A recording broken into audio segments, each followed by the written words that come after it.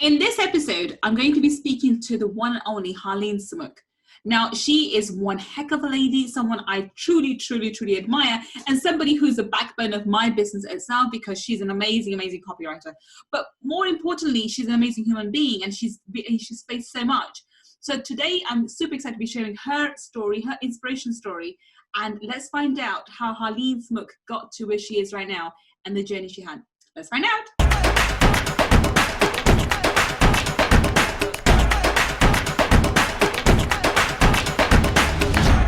Welcome, welcome. It's Gull Khan here, your money mindset expert. And today, as you can see, I'm super, super excited to be speaking to Herlene Smith. She is an amazing, amazing entrepreneur and even more so as an amazing human being. So Herlene, welcome, welcome. Hello, everyone. And thank you so much, Gull, for inviting me to your podcast. It's an honor for me to be here. Thank you so much for being here. I know your journey because we work together, but I am super excited to be sharing your journey with our audience today because you are such an amazing person, such an amazing human being, and I'm excited to share your story with our audience. So start off telling us, Herlene, what do you do at the moment? And I know I've just alluded to the fact that we work together, but what is the current title? What do you do, and what's your work at the moment? Well, for starters, I'm a content strategist for my profession, and I also run a digital marketing agency. So I'm a co-founder for Creative Labs PH.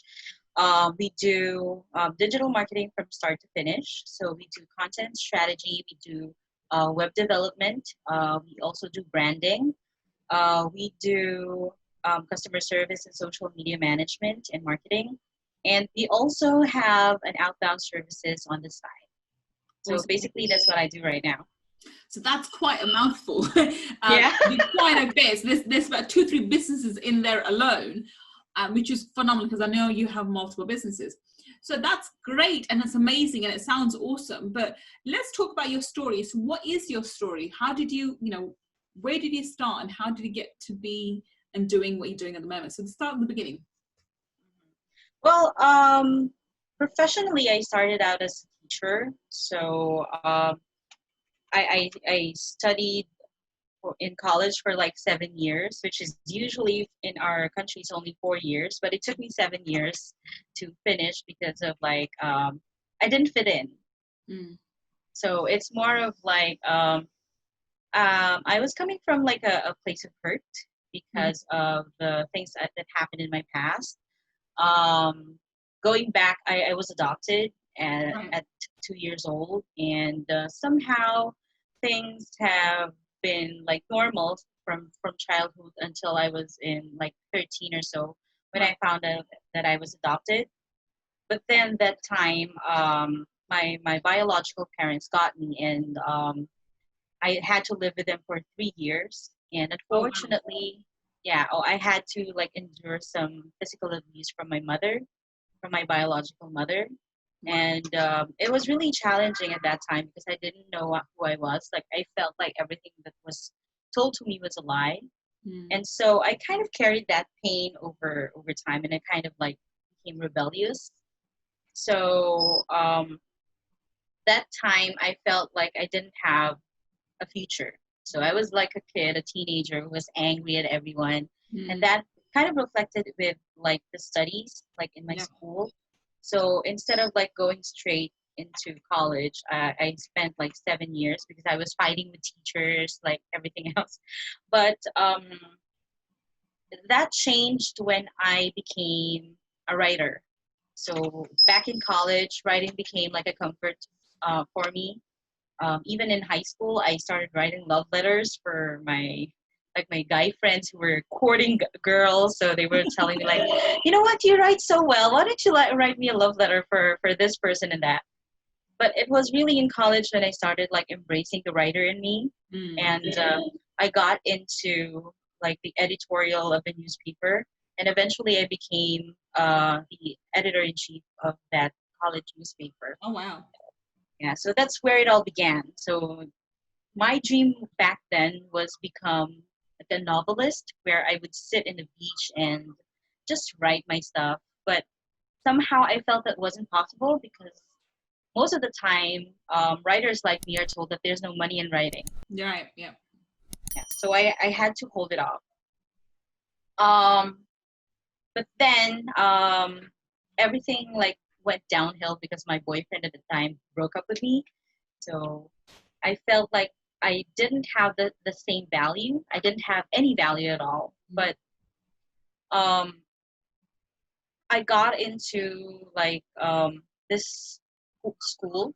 I went into teaching, and that's where I started like building my self-confidence again. So I got into teaching kids, and I was like, I was a working student. And then right after graduation, I was scouted by a BPO in Makati here in the Philippines, and that's how I got into the business of the call center business. So for 5 years, I became a call center representative. So I handled different accounts. And actually, that's the reason why I speak like this, because we had training on like how to properly pronounce words. And now every time I talk to like clients, they're so amazed, like, how come you speak like that? How come you speak like you're not from the Philippines? And I'm like, because we had this training in the BPO, so it helped me a lot. Like it helped me have like a broader mindset. It helped me like understand the global business side of things. Right. And it really helped my communication skills. And I think that's become like strong foundation of why I write so well. Like how I was able to understand like the different cultures, different nuances of the language. And that's a huge part of that. But while I felt like my career was going up, my husband and I got married, but then we lost our baby. So I felt like it was something that it took me so long to heal, because the birth was so traumatizing, and somehow there were people around me who was blaming me for my baby's passing. Oh wow. And just really, you're in the Philippines as well, so this is a lovely country. So the idea that everything is a woman's fault is it's a very common and old one. So yeah. What's funny is women get blamed for a lot of things, and when women are strong here, they also get blamed for that. Yeah. Like, if you have a strong character. Yeah. So it's kind of funny because I was this rebellious kid. I still had the rebel in me, and I was like, I was angry all the time. Like, I was telling myself, why would you blame me for something I didn't want? Like, why would you blame me for the loss of my kid? That's my baby. Why would you blame me for that? Yeah. So it took me a really, really long time to recover from that. Like, I've had this struggle with my body image. Like, I had to struggle with, because a loss of a baby is very difficult to like understand. Yes. I know I did everything I could just to save the baby. So it was really a dark time for us, for my husband and I. And I felt like I lost direction. Because before that, I felt like I was this strong, ambitious woman who can do anything that I set out to do. But when that happened, I was like ground zero. I became empty. So there's like this hole that I couldn't really fill out, and I couldn't really feel because I was trying not to feel it. But the worst part was when I lost the baby, I was crying because I had like a C-section, and then the doctor told me, "Don't cry because you might the stitch might open up and you'll have to go through another operation." So I didn't want that. So technically, I didn't get to breathe my kid. So it was so painful. Yeah. That I didn't want to be pregnant again. So that was like the impact of that.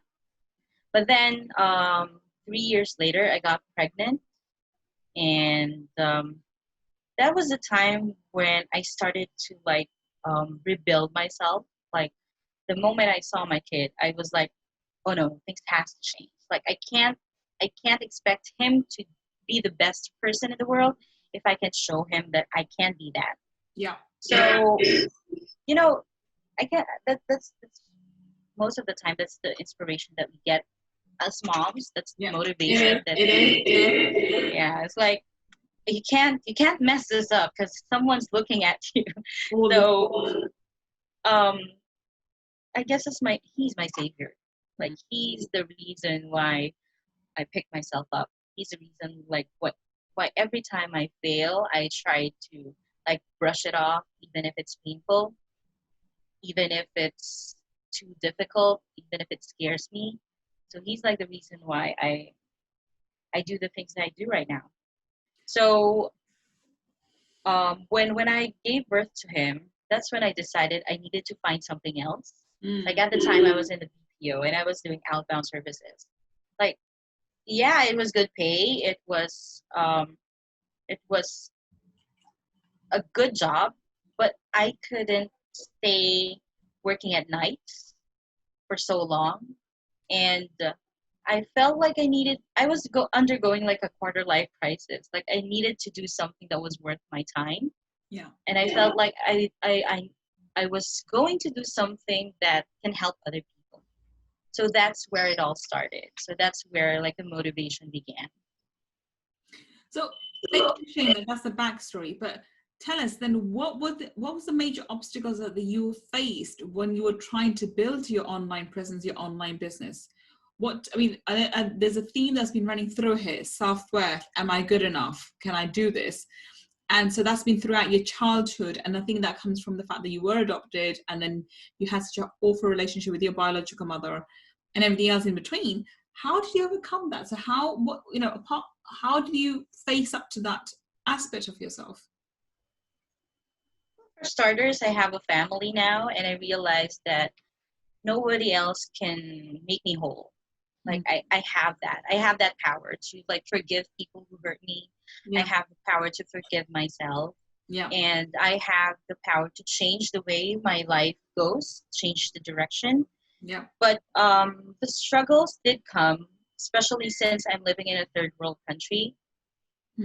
Starting a business online or starting freelancing was definitely difficult because people always like valued you because of your location. Yeah. And I had to fight that, like literally fight that. Like people would ask me to do jobs for like $2 per hour or $3 per hour, and I'm like, do you even know the kind of expenses that we have to pay? Like I would hear comments saying that it doesn't you don't really need much money to live well in the Philippines because you're a third world country and all that. And I'm like, no, dude, I want to live the life that I want. Exactly. Yeah, so probably me being stubborn, that has a lot to do with how I became the person that I am right now. But were still days. I'm gonna point this out because I work with quite a few Filipino entrepreneurs, actually more females than men anyway, and I understand this, and I most of my clients who come from the Philippines, and I think probably at least a quarter of my clientele comes from the Philippines. They have this idea that because they're from the Philippines, they cannot charge what other people would charge if they were based in UK, US, Australia, etc. Somehow their location devalues their work. And I remember you had this issue when we first started working together, and one of my other clients, and actually all of my clients from the Philippines have that. And the very first thing we work on is you are the same regardless of your location, whether you're in US, Australia, Europe, or in any other place. Your work, it determines your value, not your location. But you had this big thing on your shoulder, can I charge this and should I charge this? So I remember having this discussion with you as well. Yeah. Yeah, actually it was a like more of a comfort zone for me. It was stepping out of that comfort zone because when I met you, I was just starting out with like charging the prices I want. I've been with different masterminds before, and they were dealing so much with like the mindset and the skills. But working with you has made me realize that the money can also be the same as the mindset, unlimited. Yeah. So that's really the point in all of like the things that I'm doing right now. And even if I'm scared, like even if like there's that belief that if you want more money, you're greedy. So that's also one of the things that I'm currently working on, because that's one of the values that I was taught when I was younger. Like, don't get too much, or don't wish for too much because someone else More needs season, yeah. yeah. So it's like I feel like The if I get scarcity too mindset, yeah. much, Yeah, if you yeah. get too much, you're taking away from someone else. Yeah. It's Yeah. the idea there's a limited amount of cake, and if you want a bigger slice, somebody else will have less, not thinking that you can just bake a cake. I'm like, Yeah. make a bigger cake so you get a slice and the other person gets a slice, and because you want a bigger slice, everybody else gets a bigger slice also. Yeah, and I also think that has to do with like self-worth, Yeah. because somehow if you're not getting the rates that you want, it feels like you don't deserve it. Yeah. Like it feels like you're not enough, and the service and the skills that you have does not equate to that. So what I'm trying to say basically is that I'm still in the process of uncovering those mindsets. But what's good is I have people and I have a community that really supports me and pushes me to like go beyond my comfort zone and just do it. So um, that's another obstacle, like the overthinking. That's one of the challenges that I have. Like as you said, it was like, can I charge this, or can I really do this? Can I give her the kind of results that we want? So those are the things that stop me from like going to the level that I should be in. And somehow I believe that I have overcome that, because recently I was talking to someone on the phone, and one of the biggest fears that I had before was naming my price and closing it on the call.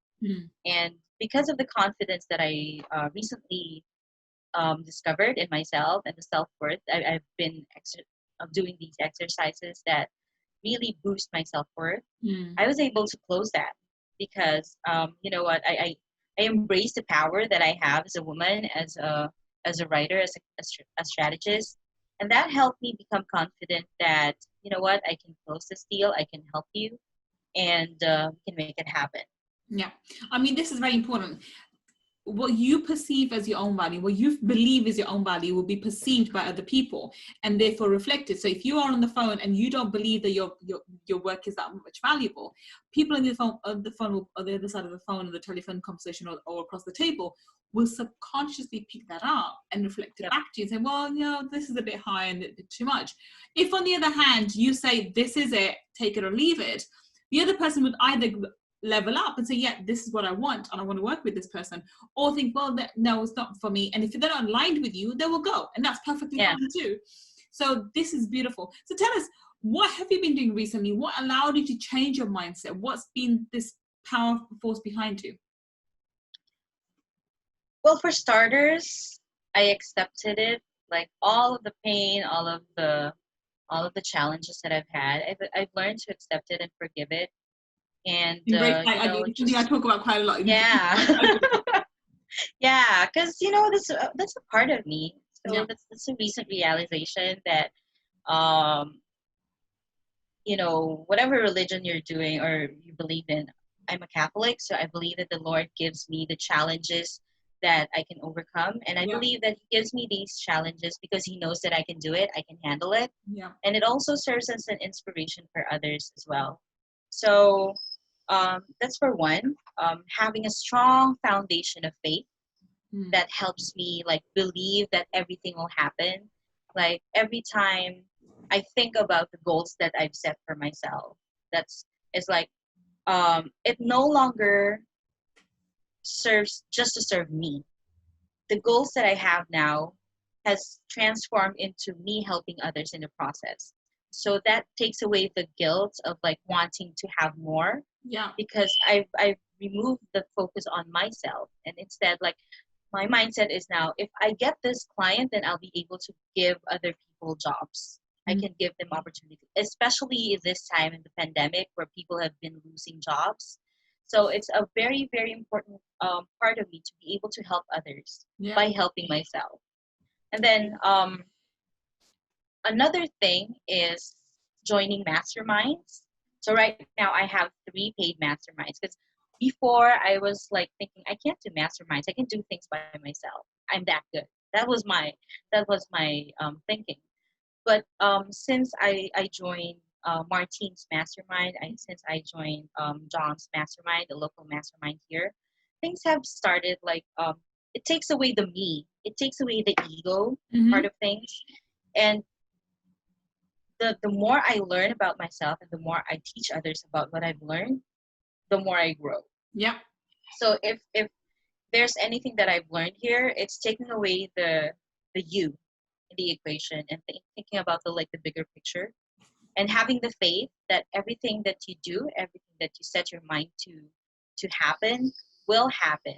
You don't have to have. This is coming from you. This is what you said when we were thinking, because when we were setting the intention, when we were setting the goals that you had for me, I was like, okay, so how am I going to do that? But when you said that, you know what, don't think about it. Just it's not supposed to be logical. It's just supposed to be faith. And that's where I understood it. And that's why I was able to hit the targets in just 2 to 3 weeks. And I'm really proud of that, because I was telling you I'm so proud of you that too. So so those of you listening, when people come to work in my mastermind, we do what's called a manifestation roadmap together, and we set certain targets. And these targets are 3 to 6 months, and you hit them in what, 3 weeks? Yeah. I was even surprised. I was like, okay, when I was setting the intention, because I post this, so I'm trying to be more visible online. Like I did the visuals, and I also did the statements. I put it everywhere, and I was treating it like a prayer. Like every time I say it, I'm like, okay, and then I do my sign of the cross, and I'm like, okay, it's not happening to me, but it's happening to my husband. He's been booking calls all over, and then he's been talking to people, and he's been closing deals, and I'm doing that too. And we were like joking, and like, you know what, we're closers, so we're good. And like every time we hit the target, we'd like fist bump. So yeah, it's really surprising how fast the results are, and I guess that's the purpose of faith. That's the purpose of believing that everything will happen just because you believe in it. Yeah, absolutely. And faith is really important. I think this is something which everybody who's listening, even though this is it's in the business category and this is a business podcast, I do believe, and I think everybody like yourself and who I work with, we do believe in divine energy. It's that faith in divine energy that he or she, whatever you want to call the deity, is leading down this path that has a particular role for you. And whatever you desire, whatever you want will come to you, because you can't have a desire without having the ability to fulfill it. So if God's giving you desire, he or she is giving you the ability to fulfill it also, and therefore you can move forward in the way that's for your highest good. And this is the faith that you've developed, and with that faith, the abundance doors are just opening big and wide. I think the reason why you're getting the results faster with me especially is because you've done the work with Martine, with the other masterminds. So when you come to me, you're there ready, primed. So you need the nudge from the mastermind, the work that we start doing, and that's where the manifestations are coming big and far, and so greatly. And that's the beauty of being ready for the next level up. So I think the working with me in my Millionaire Mindset Mastermind was the next level up that you needed, because you did the work already with Martine, with your other mastermind, and that helped you, which is beautiful. Yes. So what would you say is your, thank you for sharing your journey. Thank you for sharing your mindset and, how you changed it. And I truly believe that too. Doing it, you can do it alone, but it's a lot slower and it's lonely, and you're more likely to fail. If you get mentors, if you get someone who's been there, done that, they can help you on your journey and get you there a lot faster, which I really, really believe in as well. So I agree with that. So what would be your tip moving forward for somebody who's listening to this and thinking, okay, it's okay for you, Herlene. I'm glad that you got here, but I'm still starting out. What advice would you give to that person who's listening to this interview right now and thinking, I just don't know where to start? Well, actually, the best advice that I could give is to just try it. Like, don't be scared to fail, because the failures are just like lessons along the way, and because most people think that, like, if you fail something, that's the end of the road. But it's actually the other side of it. It's when you fail, there's the bigger lesson compared to winning. Like, winning is just a result of you trying. That's why I remember I did this post because I'm currently doing this like daily exercise routine, which is so difficult for me. And I did this post about trying. Like trying is much more important than winning because it's Yeah. the process that makes you Yeah. who you are. So even if you're scared, even if like you're shaking, even if it's so difficult, just make sure that you try it because nothing is you're not gonna lose anything. In fact, you have everything to gain because you try. Yeah, absolutely. Absolutely. Thank you so much. And I truly believe that too. Trying and also sometimes expecting to fail. Why Yep. not? Because, if you're not necessarily expected to fail, but also in thinking, okay, it's okay to fail. So because you won't learn unless you've tried and failed. Because the lessons you learn from those so-called failures will actually move you a lot further along than successes because you don't really know, okay, so that could be a fluke, that could be a beginner's luck. If initially you are, things are not working, you've tried A, B, and C, A, B, and C don't work. Try D, E, and F. There's Yep. more letters in the alphabet. So right? many letters. Exactly, so go for it. So that's a beautiful tip, and thank you so much for sharing that. Now tell us, Herlene, where can we find you? Can you give us your website or your social media handles? Yeah, so you can find me on LinkedIn. That's Herlene Samo. I can write the links at the bottom of Would be the yes. page. So Yeah, the, and then all the links for Herlene will be in the show notes. But I'm just saying, yep. where can people find you on the net? But Yes. all the links for Herlene will be in the show notes. Yeah, you can also find Creative Labs PH on Facebook. And we also have a website that's www.creativelabsph.com. You can download our free guide there. So there's a guide on how you can create content for your business. Just click on there, and you can also book a discovery call there. So there's a link for a booking there. So Awesome. we're gonna talk soon. So ciao. Awesome. Thank you so much for sharing your wisdom, your experience, and your journey with us. It's been a true pleasure and truly an honor to see you. And I can see you growing, and you're just going to grow and grow and explode. Be one of my major case studies actually for the mastermind, because I've yet to interview you for my mastermind testimonials too. But thank you so much for sharing your journey here on this podcast series and in these episodes. And for those of you watching, thank you so much for joining me for another inspirational lady, another inspirational story. I will be back with another Friday feature on next Friday, and I will showcase another amazing person sharing their journey, sharing how they overcome their obstacles to be where they are and arrive where they are. So join me next time, and until the next time we meet, this is Gull Khan signing off. Take care and bye for now.